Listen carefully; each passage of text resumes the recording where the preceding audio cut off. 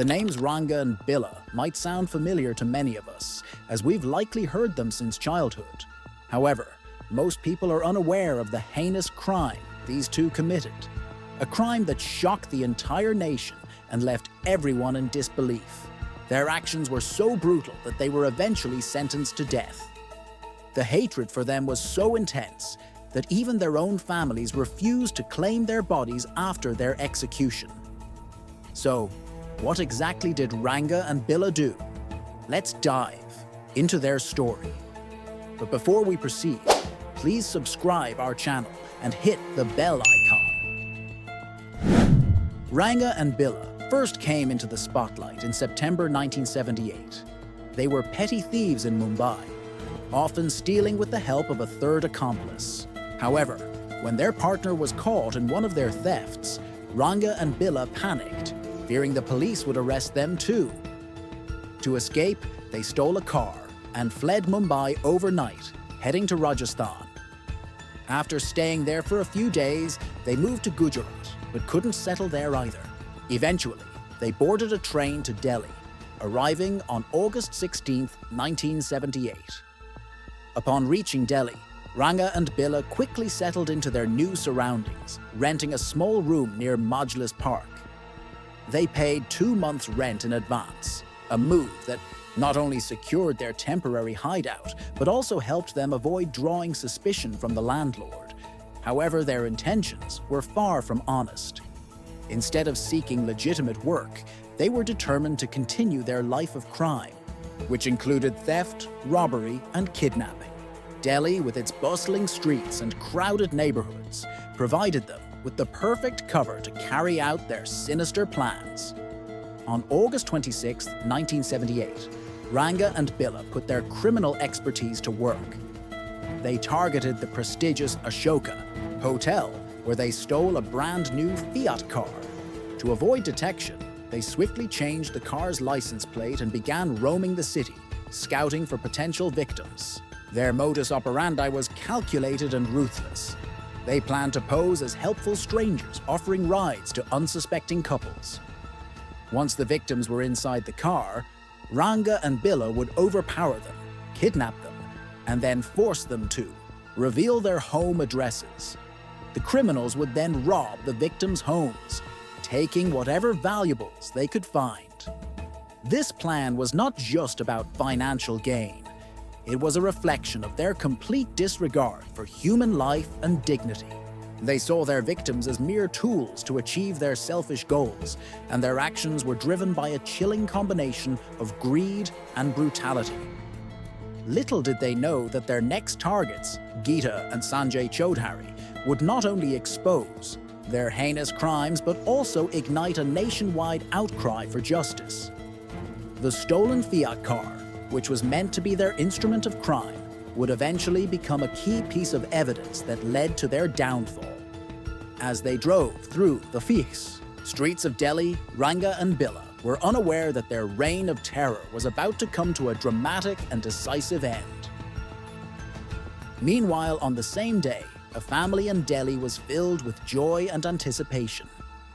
Captain Madan Mohan Choudhary, a respected officer in the Indian Navy, was brimming with pride for his children, Geeta and Sanjay, who were scheduled to perform on Yugvani, a popular radio program aired by All India Radio. Geeta, a bright and talented 16-year-old, was a second-year student at Jesus and Mary College, while her younger brother Sanjay, aged 14, was a diligent student at Modern School. Both siblings were known for their cheerful personalities and academic excellence, and their participation in the radio program was a moment of great pride for the entire family. That evening, Captain Choudhary, caught up in his busy schedule, entrusted his children to make their way to the radio station on their own. He suggested they take an auto rickshaw or hitch a ride, assuring them that he would pick them up after the program. Trusting their father's advice, Geeta and Sanjay left their home at around 6:15 p.m., dressed in their best clothes and carrying the excitement of their upcoming performance. They walked to Gol Market, a bustling area, and stood by the roadside, waiting for a vehicle to take them to the Akashvani studio. As the sun set and the city lights began to glow, a mustard-colored Fiat car approached them. Unaware of the danger lurking inside, Geeta and Sanjay waved at the car, hoping for a lift. The car stopped, and the siblings climbed in, relieved to have found a ride. Little did they know that the men driving the car were none other than Ranga and Billa, hardened criminals who had been prowling the streets of Delhi all day in search of victims. The duo, desperate and ruthless, saw the well-dressed siblings as easy targets, a chance to make quick money through kidnapping and extortion. Ranga and Billa initially pretended to be helpful, agreeing to drop the children at the radio station. However, as the car moved further away from the familiar streets, Geeta and Sanjay began to sense that something was wrong. The criminals, masking their true intentions with false reassurances, had no intention of taking the siblings to their destination. Instead, they drove toward a secluded area, setting the stage for a tragedy that would shock the nation and leave an indelible mark on the hearts of millions. As the car moved through the streets of Delhi, Billa, seated in the front, began casually questioning Geeta and Sanjay about their family. He asked their names, their father's profession, and where they lived. Trusting and unaware of the danger they were in, the siblings are answered honestly, revealing that their father, Captain Madan Mohan Chaudhary, was an officer in the Indian Navy. This information immediately caught the attention of Ranga and Billa. Knowing that Navy officers, despite their prestigious positions, were not typically wealthy, the criminals realized that kidnapping the siblings for ransom might not yield the financial windfall they had hoped for. Realizing their initial plan was flawed, Ranga and Billa quickly changed their strategy. Instead of targeting the Chaudhary family for money, they decided to exploit the situation in a different way. Meanwhile, Geeta, who had been paying close attention to the route, noticed that the car had taken a wrong turn. Alarmed, she pointed it out to the men, asking why they were not heading toward the Akashvani studio. Sanjay too began to voice his concerns, demanding that they stop the car immediately. However, Ranga and Billa ignored their protests and instead accelerated, their faces hardening as they focused on their new plan. Panic set in as Geeta and Sanjay realized they were in grave danger. They tried to open the car doors to escape, but to their horror, they discovered that the door handle had been removed, leaving them trapped inside.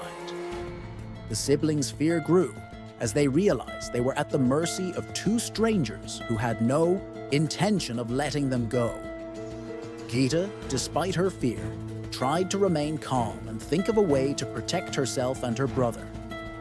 She began shouting for help, hoping that someone outside the car would notice their distress. Sanjay, though younger, showed remarkable courage, attempting to physically confront the criminals, despite the odds stacked against them.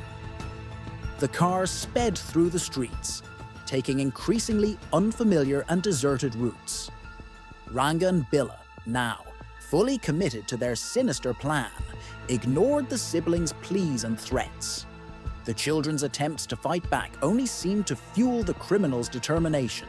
Inside the car, a tense and terrifying struggle unfolded, with Geeta and Sanjay doing everything in their power to resist their captors. Little did they know that their bravery and resilience would later become a symbol of courage, inspiring countless others to stand up against injustice. However, at that moment, their immediate reality was one of fear and desperation, as they were driven further away from safety and deeper into the clutches of danger. Ranga and Billa drove the siblings to a desolate and secluded area near Buddha Garden, a place far removed from the bustling streets of Delhi. The quiet, isolated spot was chosen deliberately to ensure that no one would witness their heinous acts. Once they reached the location, Ranga stepped out of the car and forcibly dragged Sanjay out, ignoring the young boy's desperate pleas and struggles. With a cold-blooded brutality that defied humanity, Ranga attacked Sanjay with a sword, striking him multiple times. The young boy, barely 14 years old, fought valiantly but was no match for the armed criminal. He collapsed, severely injured and bleeding profusely, as Ranga showed no mercy. Meanwhile, inside the car, Billa turned his attention to Geeta. The 16-year-old girl, realizing the gravity of the situation, fought back with all her strength.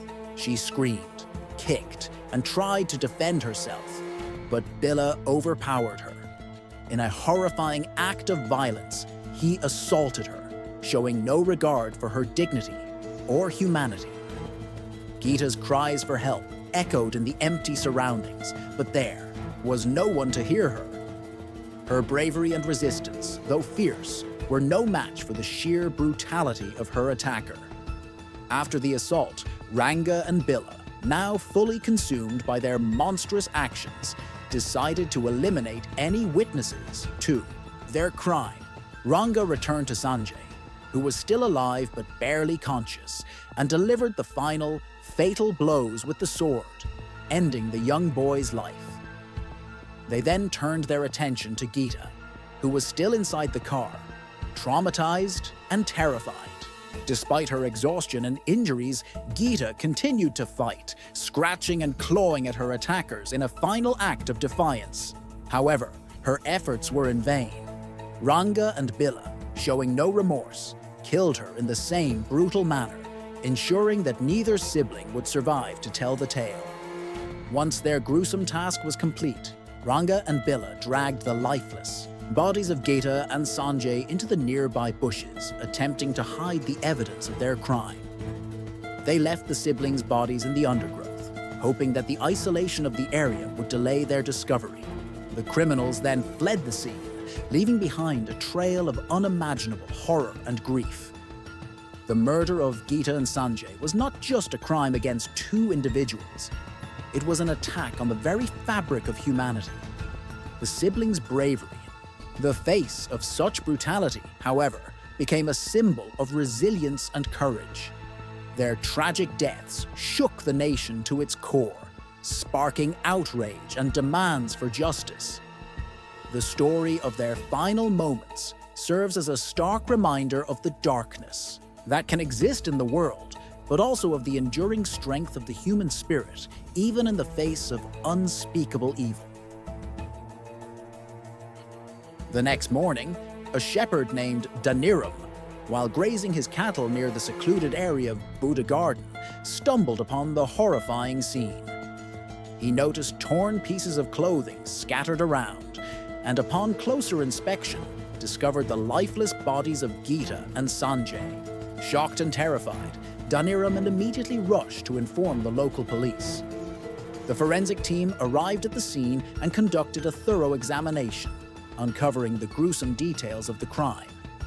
Sanjay's body bore multiple stab wounds, evidence of a brutal and merciless attack, while Geeta's autopsy revealed that she had been subjected to sexual assault before being murdered. The forensic evidence painted a chilling picture of the siblings' final moments, highlighting their brave but futile struggle against their attackers. As the news of the crime broke, it spread like wildfire across the nation. Newspapers, radio, broadcasts, and word of mouth carried the shocking details to every corner of India. The public was outraged, and the crime became the center of national discourse. People from all walks of life expressed their anger and grief, demanding swift justice for the innocent siblings. The pressure on the Delhi police to apprehend the culprits was immense, with citizens, media, and even political leaders calling for immediate action. The case became a symbol of the fight against crime and the need for stronger measures to protect the vulnerable. The police, under intense scrutiny, launched one of the most extensive manhunts in Indian history, determined to bring Ranga and Billa to justice and restore public faith in the system. Ranga and Billa fled to Mumbai and then to Agra, hoping to evade capture by constantly moving and blending into different cities. However, their luck ran out on September 8, 1978, when they made a critical mistake. Desperate to escape, they boarded the Kalka mail train, unaware that the compartment they entered was reserved exclusively for Indian Army personnel. Their presence immediately raised suspicions among the soldiers, who found their behavior erratic and their answers unconvincing. Lance Naik A.B. Shetty, who had been following the news about the infamous duo, recognized them from the descriptions and sketches circulated in the media. Acting swiftly, the soldiers detained Ranga and Billa and conducted a thorough interrogation. Realizing they had been caught, the criminals tried to lie their way out, but the soldiers were not fooled. The army personnel handed them over to the Ho authorities at the next major station, ensuring they could not escape. On September 9, 1978, Ranga and Billa were formally arrested and handed over to the Delhi police. The arrest marked a significant breakthrough in the case, bringing relief to the Chaudhary family and the nation. The police found incriminating evidence in their possession, including the blood-stained clothes they had worn during the crime and the weapon used to murder Geeta and Sanjay. This evidence would later play a crucial role in securing their conviction.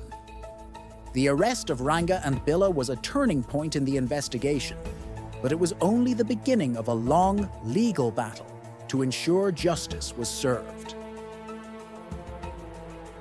During the trial, the prosecution presented overwhelming evidence that left no room for doubt about Ranga and Billa's guilt.